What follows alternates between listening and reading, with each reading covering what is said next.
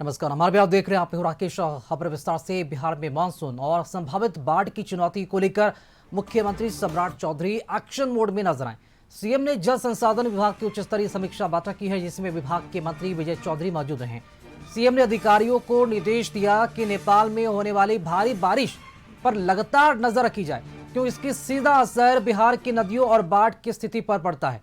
मुख्यमंत्री ने तटबंधों की नियमित निगरानी सुनिश्चित करने और किसी भी हालत में उनके टूटने से बचाव के लिए इंजीनियरों को सतर्क रहने को कहा। साथ ही बाढ़ की स्थिति में लोगों को सुरक्षित स्थानों पर पहुंचाने और राहत शिविरों में भोजन, दवा और अन्य आवश्यक सुविधाओं की समुचित व्यवस्था सुनिश्चित करने का निर्देश दिया गया है।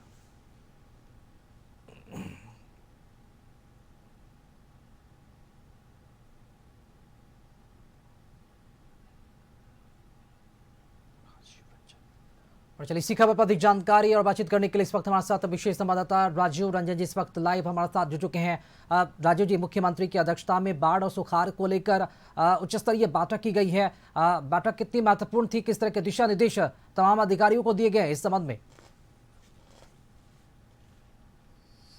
जी देखिए, सिंचाई विभाग की भूमिका दो तरह की है।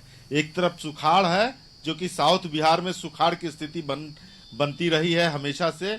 इस बार भी वो स्थिति बनती है कि नहीं है, इसको लेकर के समीक्षा हो रही है। एक तरफ उत्तर बिहार है, जहां की बाढ़ की स्थिति बनी रहती है। पिछले साल नेपाल के से कोसी नदी में 6 लाख क्यूसेक पानी छोड़ा गया था। बाढ़ की स्थिति भयावह बनने वाली थी, लेकिन बिहार सरकार की तैयारी ने उसे बाढ़ को रोक दिया था। वही स्थिति इस बार होने की संभावना है। इसको देखते हुए आज की ये समीक्षा बैठक मुख्यमंत्री सम्राट चौधरी ने आज बुलाई थी, और इसको लेकर के हम लोग अभी लोक सेवक आवास के सामने हैं। बैठक हालांकि समाप्त हो चुकी है, लेकिन एक चीज क्लियर है कि बाढ़ से बचने के लिए और सुखाड़ से बचने के लिए ये समीक्षा बैठक काफी अहम थी। चूंकि जल संसाधन विभाग के जिम्मे सिर्फ और सिर्फ बाढ़ ही नहीं है। चूंकि साउथ बिहार में अगर बारिश नहीं होती है, जलाशय में पानी नहीं रहता है, या फिर बिहार के सोन नदी में जो इंद्रपुरी बराज है वहां पानी स्टोर नहीं रहेगा, तो सिंचाई की समस्या पैदा हो सकती है। तो वैसे स्थिति से निपटने के लिए आज की बैठक काफी अहम थी। इसके अलावा रह गया कि उत्तर बिहार हमेशा से बाढ़ग्रस्त इलाका रहा है, लेकिन पिछले साल बिहार सरकार की तैयारी ने बाढ़ नहीं आने दिया, जबकि नेपाल से 6 लाख क्यूसेक पानी छोड़ा गया था और उसके बावजूद भी बाढ़ नहीं आया। तो वैसी स्थिति में इस बार भी वही कोई विकट स्थिति न हो जाए, बाढ़ की स्थिति न पैदा हो जाए, उसकी समीक्षा की गई। और जो तटबंध हैं, जैसे कोसी नदी जिसको अभिशाप कहा जाता था, हालांकि अब इस बार उसको कहा जा रहा है कि अभिशाप नहीं, उससे हम लोग सिंचाई के लिए पानी स्टोर करेंगे और तटबंध को मजबूत रखेंगे, जिससे कोई तटबंध न टूटे और बाढ़ की स्थिति पैदा न हो। तो इसको लेकर के ये बैठक थी, और ये पूर्व में बैठक काफी अहम होता है। क्योंकि कोई भी ऐसा अंदेशा हो या आपदा हो, प्राकृतिक आपदा हो या फिर कृत्रिम आपदा हो, उससे निपटने की तैयारी पहले से शुरू रहती है।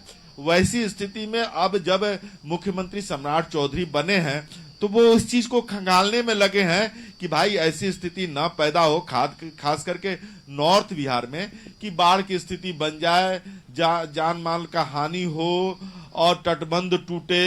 ये सारी समीक्षा के केंद्र बिंदु में थे, और समीक्षा में यही तय किया गया कि सारे तटबंधों को एक बार मॉनिटरिंग कराया जाए, उनका हाल जाना जाए, अधिकारियों को, इंजीनियरों को लगाया जाए कि तटबंध स्थिति कैसी है और उसमें क्या सुधार किया जा सकता है कि तटबंध न टूटे।